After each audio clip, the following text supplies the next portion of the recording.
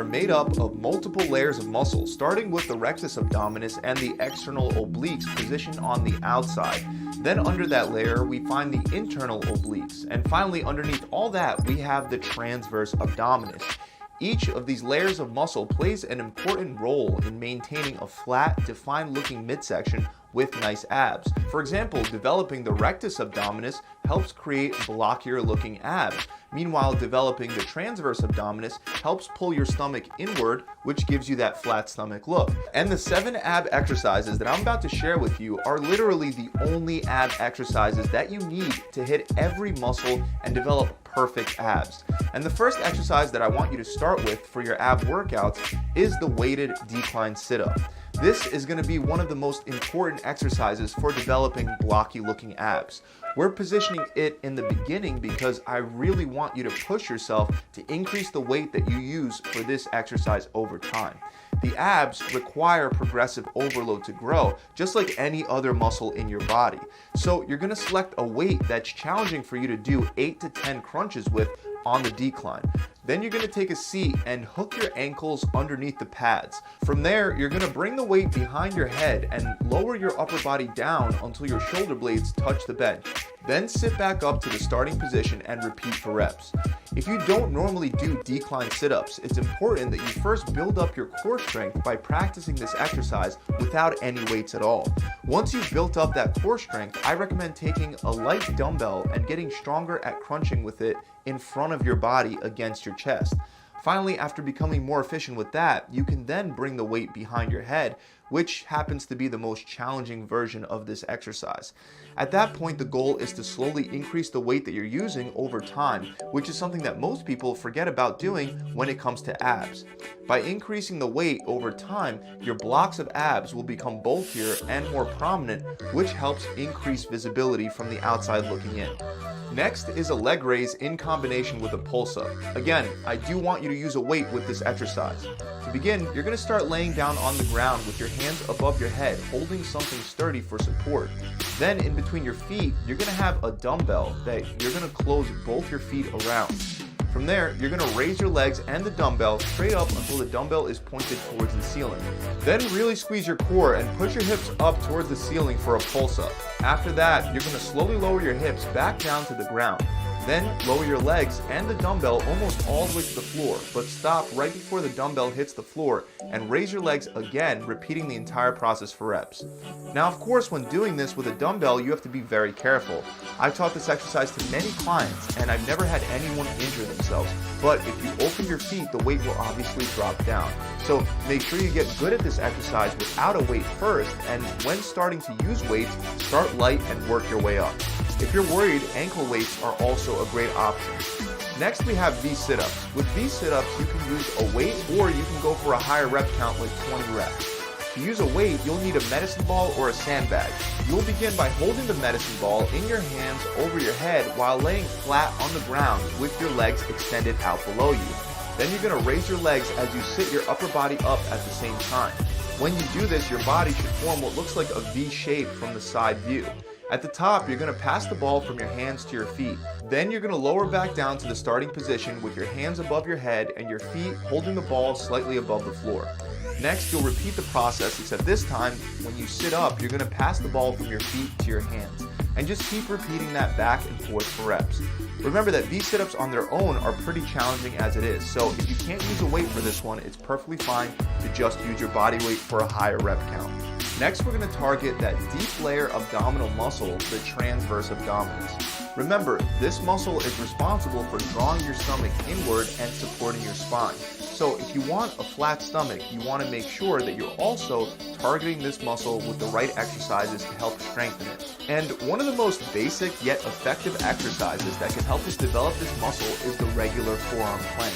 Performing this exercise is pretty straightforward.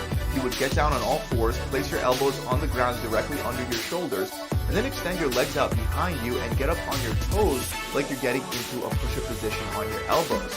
And then you would just hold it. While holding that position, you want to do your best to keep your head, hips, and your heels in a straight line. A very common mistake that can lead to a lower back injury, especially with weights added in, is letting your hips sink downward. Don't let them sink downwards and don't let them come up either. Both will make the exercise less effective and more dangerous. Once you can do this exercise for 45 to 60 seconds with good form, I want you to try to add weight. You're going to place that weight between the top of your hips and your lower back, and you'll hold that position the exact same way. Now, for your obliques, one of the best exercises that you can do using just your body weight is the oblique V sit-up. For this exercise, you're going to start laying on your side with your body weight slightly shifted backwards. So what I mean is that you shouldn't fully be on your side laying on your hip bone. Instead, you should be tilted a little backwards, more so leaning on your glute rather than directly on the side of your hip bone. Your legs should be extended below you, and the arm that's closer to the ground should be extended straight out in front of you to help maintain balance as you do this exercise. Your other hand should be behind your head in the same position that your hands would be for regular crunches. From there, you're going to raise your upper body and your legs off the ground at the same time. And you're going to aim to bring your elbow in towards your legs and your legs towards your elbow. Then lower back down and repeat for reps. You're going to want to do this on each side separately, and even though you can hold a weight in your hand, for most people, this exercise is challenging enough without the use of a weight. Moving on to the next one, we have a basic weighted floor crunch, known as the long arm crunch. Even though this exercise is basic, it's one of the best exercises that you can do for developing your abs. To set this one up, you're just going to grab a weight. I usually prefer to use a plate weight, but you can use a dumbbell as well. In either case, you're going to lay down on the ground and bend your knees to get into a regular crunch position. Then you're going to extend your arms straight out in front of you so that your hands with the weight are pointing straight up towards the ceiling. Then you're going to sit up and continue to drive that weight towards the ceiling as you come up. Don't make the common mistake of driving the weight forward towards your knees. That'll actually help you sit up rather than create the resistance that we're looking for to develop the abs. Instead, concentrate on keeping it pointed straight up towards the ceiling the whole time as you're sitting up. Once you get to the top of the contraction, really squeeze your abs and then slowly lower back down and repeat for reps. This is an exercise that I specifically like doing a drop set with. So I would do something like 10 reps with the weight, then drop the weight and do another 20 reps without a weight while still keeping my hands pointed towards the ceiling. Another one of the best exercises that'll hit multiple layers of muscles due to the stabilization component is the stability ball crunch. When starting out, you don't need a weight to find this exercise very challenging. In fact, most people that I show this exercise to will start to shake from a lack of stability just by getting into the starting position before even doing any crunches. That shaking, by the way, is perfectly normal. It's just your stabilizer muscles working. You would get into this starting position by taking a seat on the ball and then walking forward until the ball is in the rounded part of your lower back. Your upper hips should also still be on the ball, but you don't really want your shoulder blades on the ball unless you're using a very large stability ball, and you don't want to be so high up the ball that you lose your balance when you lower down for a crunch. Once you're in the correct starting position, you're going to put your hands behind your head, and then you'll simply lower down and curve your spine around the ball. Then crunch up and really squeeze at the top. Then repeat this over and over again for reps. Keep in mind that the larger the stability ball you use, the easier the exercise will be. And the same thing vice versa. The smaller the ball, the harder the exercise will be. Also, a very common mistake is to extend the legs during each rep. By doing this, you'll roll your hips back, which assists with completing the crunch. So do your best to keep your knees locked in that bent starting position rather than extending them during each rep. So those are the only 7 exercises that you really need. There's only one additional one that I would throw in as a really high rep exercise. I'm talking about 20 to 40 reps, and that exercise is jackknife. Jackknives are great to superset with one of the other weighted exercises that we already talked about in this video. You can do it on the floor, but I recommend doing jackknives on a bench because you'll get a better range of motion and you'll be able to grip the bench, which will help with stabilization. You would just take a seat on the bench and grab the bench with your hands behind your hips.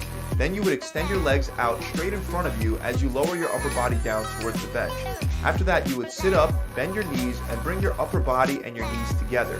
Then lower back down and repeat for reps. Pretty straightforward. Now, you can put all these together into one giant grueling ab workout, but it's really not necessary.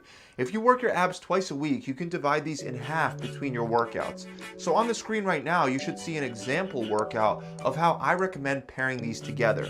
On day 1, you'll start by completing 3 sets of weighted decline sit-ups. After that, you're going to do 3 sets of V sit-ups, and after completing those, you're going to do weighted leg raise pull-ups. Finally, the last ab exercise for day 1 is going to be planks, and if you're really advanced, you can superset each set of planks with jackknives until failure. So that means after completing 45 to 60 seconds of planks, immediately move to jackknives with no break in between the 2 exercises. Then take a break before moving back to planks, and then you'll do that for 3 total sets. Then for day 2, you would start with weighted stability ball crunches for 3 sets. That's going to be followed by weighted long arm crunches for 3 sets. After that, you'll do oblique V sit-ups on each side for 3 sets, and finally finish off once again with planks. And again, it's up to you if you want to superset those with jackknives or not. As long as you're using heavy weight on the weighted ab exercises, just 3 or 4 ab exercises per workout is more than enough and really all you need to develop rock hard abs. But that about wraps it up. I hope you guys enjoyed this video, and if you have, make sure you subscribe to my channel to get more tips and tricks just like these. Also remember that to get visible abs, it's not just about building the ab muscles themselves. You also have to consider the layer of body fat that sits on top of your abs. If you have too much body fat, it doesn't matter how muscular your rectus abdominis is, those abs are simply not going to show. So if you want a done-for-you plan that includes a fully customizable diet plan based on your preferences, as well as a complete workout program with a full video exercise library, a recipe book, and a coach to answer any questions you have, then click the link below and sign up for my 6-week shred. You can read the reviews and see how my clients are dropping 20 pounds or 5% of their body fat in just 6 weeks. The best part is that as long as you stick to the plan, we're going to make sure that you hit your goals and get the program for free. We do it this way with an initial deposit because it helps eliminate people that aren't serious about pursuing their goals, and that helps motivate the people that are actually serious to follow through from day 1 to day 42 in order to get that challenge deposit back. I'll tell you from experience, this is the best way to get incredible results consistently because it actually keeps you more consistent.